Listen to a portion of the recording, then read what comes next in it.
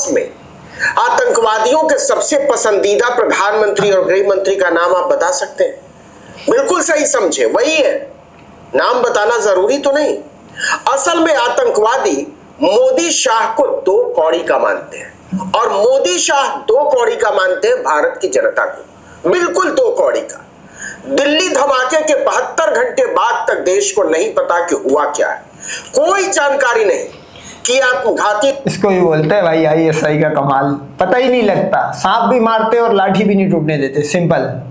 धमाका है, बम धमाका था, किस तरह का विस्फोटक इस्तेमाल हुआ, कौन सा संगठन जिम्मेदार, पाकिस्तान के साथ इसका कोई लिंक है भी या नहीं, कुछ नहीं।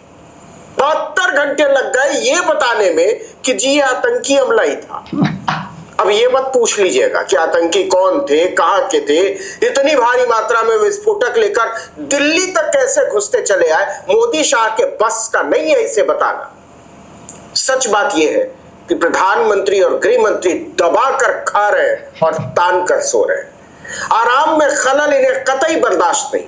मतलब सोच कर देखिए कि देश की छाती पर विस्फोट होता है और 3 दिन गुजरने के बाद भी विस्फोट की पूरी कहानी सूत्रों के आधार पर घूम रही है। आतंकवादियों को भी पता है कि नरेंद्र मोदी के बस की बात नहीं है। मतलब आप नोट करो, इनके कैपिटल में धमाका हुआ है, दुनिया की ठुकी से ठुकी कंट्री भी होगी ना, वो भी बता देगी कि हाँ भाई ये टेररिस्ट अटैक था या फला अटैक था, ये बम फटा, ये सीएनजी सिलेंडर नहीं फटा। ये तो फोरेंसिक का काम है, ये तो इंटेलिजेंस का भी काम नहीं है, तो फोरेंसिक का काम है कि वो आएगी। क्योंकि अगर ये क्या नाम है अपना वो वाला आईएसआईएस वाला बम फाड़ा इन्होंने, वाइट वाला, उसके पार्टिकल्स रोड पे फैले हुए होते हैं, सही है, तो वो उठा के फौरन पता लग जाता है कि हाँ भाई ये फाड़ा गया बम।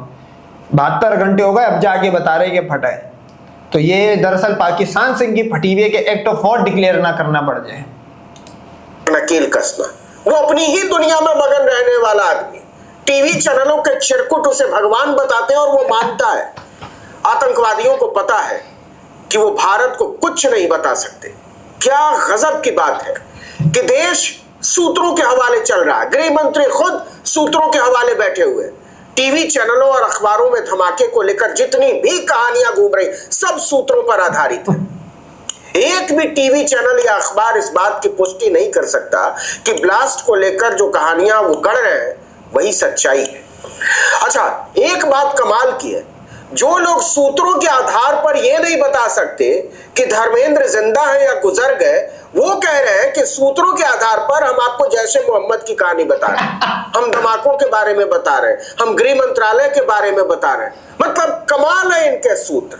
दिल्ली पुलिस की तरफ से अब तक कोई आधिकारिक जानकारी नहीं दी गई है, एनआईए और एनएसटी की तरफ से भी कोई जानकारी नहीं दी गई। ये सूतर इसलिए कर रहे हैं कि इनको पता वहां पे पाकिस्तान भी चूतड़ लाल कर देगा अगर इन्होंने एक्ट ऑफ वॉर या एक्ट ऑफ टेरर इसको डिक्लेयर करा। हालांकि कर दिया, ये अवाम के प्रेशर के बाद 72 घंटे बाद करना पड़ा। लेकिन सवाल ये पैदा होता है कि भाई साहब आप जंग करोगे कैसे, क्या आपके पास प्लान है? प्लान तो छोड़ो, तुम्हारे जो फाइटर जेट है क्या वो इस लायक है कि अब 300 किलोमीटर करीब भी आ पाएगी? उन पायलट्स को जो दिमागी तौर पे पाकिस्तान ने पीछे कर दिया है दम।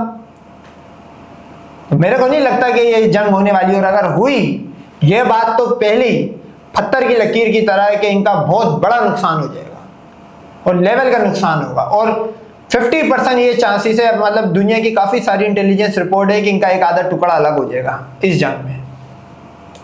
गृह मंत्रालय की तरफ से भी कोई आधिकारिक बयान नहीं। ब्लास्ट के 3 दिन बाद भी सब हवा हवाई, क्योंकि इस देश का प्रधानमंत्री ही हवा हवाई है। गृह मंत्री के तो जाने ही दीजिए, वो किसी काम के नहीं है। देश के दिल पर हमला होता है, 12 लोगों के चीथड़े उड़ जाते हैं, 20 घायल होते हैं। हालांकि चश्मदीदों का कहना है कि मरने वाले 50 से ज्यादा थे, बोरियों में समेट कर ले गए उनके शव। भाई ये देखो, ये जो बम फटा है ये फटा है बंद सिग्नल में। ये 50 से मैं बता रहा हूँ, ये 70-80 हो गए, मरे हो गए। मैं बता देता हूँ, ये वाइट मतलब मैं उस केमिकल का नाम भूल गया कि ये नाइट्रेट होता है या पता नहीं ऐसी कुछ होता है। ये आईएसआईएस भी ये चीज यूज करती थी, ये खुद कुछ बम्बार यूज करते।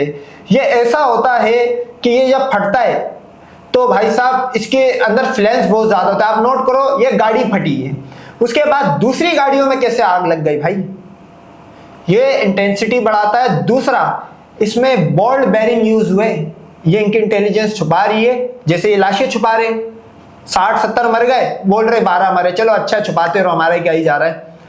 बॉल्ट बेरिंग भी यूज हुए, क्योंकि जरूरी नहीं है सारों की चीजें अलग हो, बॉल्ट बेरिंग भी घुसते हैं। तो ये पूरा एक प्रॉपर तरीके से फिदाइन हमला था जिन मुजाहिदों ने करा है। लेकिन मोदी सरकार का मुंह नहीं खुलता। 2 दिन तक तो यही नहीं पता था कि आतंकवादी हमला है भी या नहीं।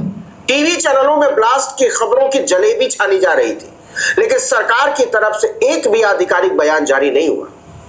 इतनी बड़ी घटना की अगली सुबह बादशाह नरेंद्र मोदी भूटान के राजा के साथ बर्थडे केक का मजा ले रहे थे। वाह, बड़ा टेस्टी बना है। ब्लास्ट के 2 दिन बाद सुरक्षा मामलों की कैबिनेट कमेटी की बैठक होती है। दिल्ली धमाके पर पहली बार एक प्रस्ताव पारित होता है कि एक आतंकवादी घटना थी। सोचिए, 2 दिन लग गया प्रस्ताव पारित करने में, क्योंकि मोदी के लिए देश पर हमला बाद में है, विदेश में मौज उड़ाना पहले, केक के चटखारे लेना पहले। सुरक्षा मामलों की कैबिनेट कमेटी ने सिर्फ एक निंदा प्रस्ताव पारित किया। जी हां, निंदा प्रस्ताव, जिसमें आतंकी कार्रवाई की कड़ी आलोचना की गई है। इसकी जानकारी देने भी गृह मंत्री अमित शाह सामने नहीं आए। रेल मंत्री अश्विनी वैष्णव ने निंदा प्रस्ताव के पन्ने पढ़कर सुनाए। इस निंदा प्रस्ताव में लिखा है, देश विरोधी ताकतों ने 10 नवंबर को लाल किले के पास कार में धमाका किया। ये एक जघन्य आतंकवादी घटना है। अच्छा, नहीं बताते तो पता ही नहीं चलता। मंत्रिमंडल ने तुरंत और पेशेवर तरीके से इस आतंकी हमले की जांच के निर्देश दिए, ताकि गुनहगारों और उसके सहयोगियों की पहचान की जा सके और उन्हें बिना किसी देरी के न्याय के कटघरे में लाया जा सके। ये गंभीरता है आतंकवाद पर सरकार की। अंदाजा लगाइए कि जिन आतंकियों ने इसे अंजाम दिया है वो कहां निकल गए होंगे। हंस रहे होंगे मोदी जी, वही निकल गए होंगे जहां पहलगाम के निकल गए थे मुजाहिद। खैर बहरहाल, ये फिदाइन मुजाहिद थे, ये प्यारे हो चुके, ये शहीद हो चुके। सही है, ये एक खुदकुश हमला था, यानी कि फिदाइन हमला था। ये मुजाहिद प्यारे हो चुके अल्लाह को, तो इन्होंने सुप्रीम सेक्रीफाई करा। देखो, हम और आप मरेंगे, 1000 गुनाह के साथ कब्र में जाएंगे। ठीक ठाक किस्म का हमारा और आपका हिसाब किताब होना है। ये इस्लाम के लिए गए, तो ये अब इसका मैं कोई मतलब शरीयत का कोई चैंपियन या एक्सपर्ट तो नहीं बैठा हुआ। बहरहाल, जहाँ तक मैंने सुना है वहाँ तक ये है कि इनका हिसाब किताब नहीं होता, क्योंकि ये शहादत की मौत गए और इन्होंने जिस जगह पे करा है तो टोटल कुफारों का लैंड था। तो सुप्रीम सेक्रीफाई करा है इन मुजाहिदों ने। अमित शाह को और अजीत डोभाल को और राजनाथ सिंह को थैंक यू बोल रहे हैं कि मोदी है तो मुमकिन है। निकलकर भाग जाना विस्फोट के बाद मुमकिन है। विस्फोट के लिए इतना खुला मौका मुहैया कराने के लिए थैंक यू है मोदी जी। आखिर क्या वजह है कि हर आतंकी घटना के होते ही पाकिस्तान पर चढ़ बैठने वाली मोदी सरकार और उनके मंत्री संतरी सब इस पर खामोश है। टीवी चैनलों और अखबारों के पन्ने भरे पड़े हैं कि इस घटना में शामिल आतंकियों के पाकिस्तानी आतंकी संगठन जैश ए मोहम्मद से लिंक है, लेकिन सरकार ने प्रस्ताव में एक भी लाइन इस पर नहीं कही। आखिर मोदी को पाकिस्तान से ऐसी क्या मोहब्बत हो गई है? देश को कुछ तो बताइए। ये मोहब्बत पैदा करी गई है भाई, PL-15 और फतह 1 ने ये मोहब्बत पैदा करी है पहले, और ये हुई भी पहलगाम के बाद 10 मई को हुई है। इस खेल को समझिए। मोदी और सेना दोनों ने कहा कि ऑपरेशन सिंदूर जारी है। राजनाथ सिंह ने कहा कि ऑपरेशन सिंदूर जारी है। रक्षा मंत्री ने, खत्म नहीं हुआ, ये जारी रहेगा। याद कीजिए, इसी मोदी सरकार ने पहलगाम हमले के बाद किसी भी तरह की आतंकी घटना को एक्ट ऑफ वॉर मानने की शपथ ली है। तो अब अगर उन्होंने दिल्ली धमाके में पाकिस्तान का हाथ मान लिया तो फिर पाकिस्तान के खिलाफ कार्रवाई का दबाव बन जाएगा। घर में घुसकर मारेंगे कि लफ्फाजियां करने वाली सरकार के समर्थक ही मैदान में कूद पड़ेंगे कि अब की बार तो पाकिस्तान में घुसकर उसे निपटा ही दो।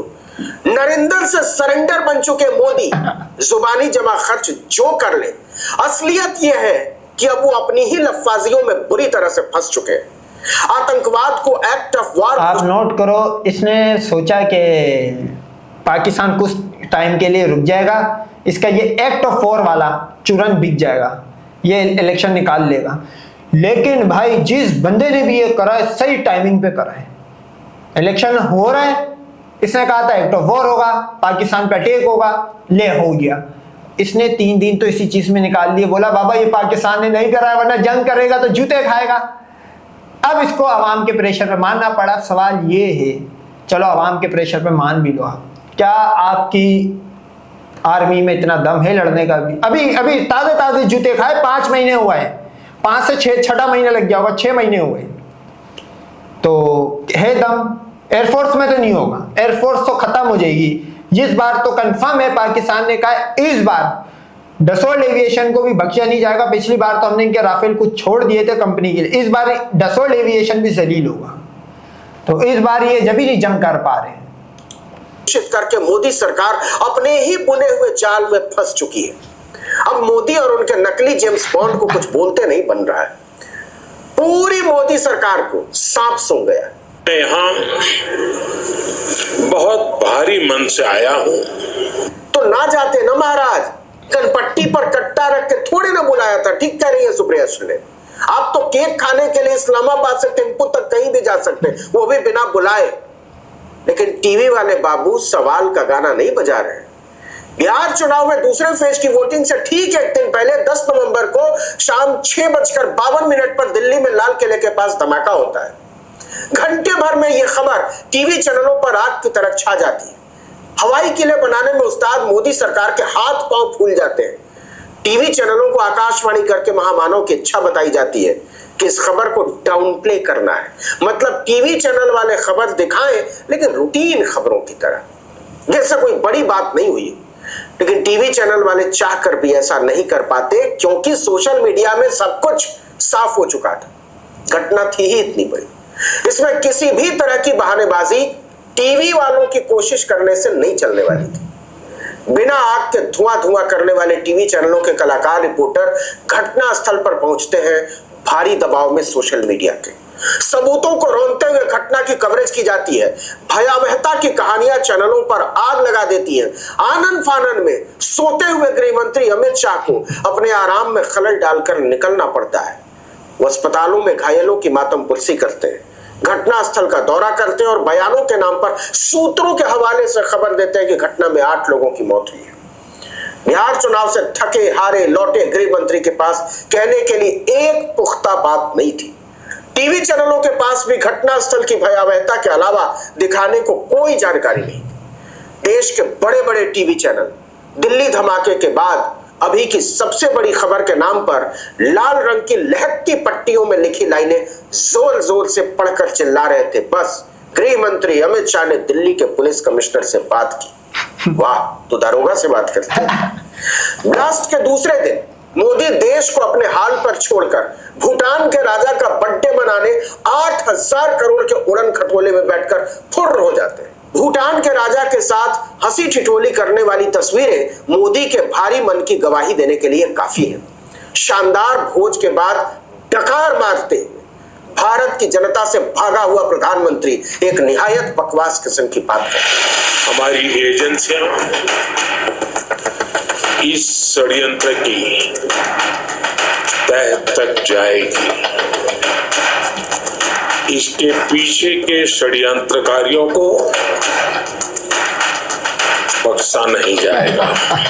सवाल तो ये है ना महामानव कि ये धमाका हुआ कैसे दिल्ली में? आतंकी आपकी छाती पर चढ़ कैसे बैठे? आप तो घुसपैठिया खोजने के मास्टर है ना। बिहार से लेकर झारखंड और असम तक यही चिल्लाते फिरते हैं, तो फिर अपनी नाक के नीचे क्यों नहीं देख पाए घुसपैठिया? जरा सोचिए कि देश आतंकवाद के दिए हुए जख्म में कराह रहा था और मोदी भूटान में अडानी को फायदा पहुंचाने वाले 4000 करोड़ के हाइड्रो पावर। भाई जी, इस जंग में अडानी और अंबानी दोनों मारेंगे हम, ये याद रखना। हाँ, कहीं तुम जंग करने की सोच रहे हो, इनकी सुपारी हमें कहीं और से मिल चुकी है। तो जंग लगेगी, सबसे पहले अडानी और अंबानी शार्ट होने वाले इस मुल्क से, और ये जहाँ जाएंगे वहाँ फिर आपको पता नॉन मैन आएगी, तो ये कहीं जा भी नहीं सकते। तो ये सबसे हिट लिस्ट पे इस टाइम अंबानी और अडानी प्रोजेक्ट पर साइन कर रहे थे। ये तो कहने की जरूरत ही नहीं कि मोदी और अडानी कितने गहरे वाले यार हैं। पूरा देश एक तरफ और अडानी अकेले एक तरफ। और मोदी तो मोदी, दिल्ली की मुख्यमंत्री रेखा गुप्ता की नींद धमाके के दूसरे दिन जाकर खुलती है। तो कहने का मतलब यह है कि मोदी पाकिस्तान का नाम लेने में बिल में क्यों दुबक गए? आखिर क्यों जैश ए मोहम्मद का नाम सूत्रों के हवाले से मीडिया में उछाला जा रहा है? सरकार क्यों नहीं ले रही है संगठन का नाम? ठीक है भाई साहब, लेने लायक नहीं छोड़ा है।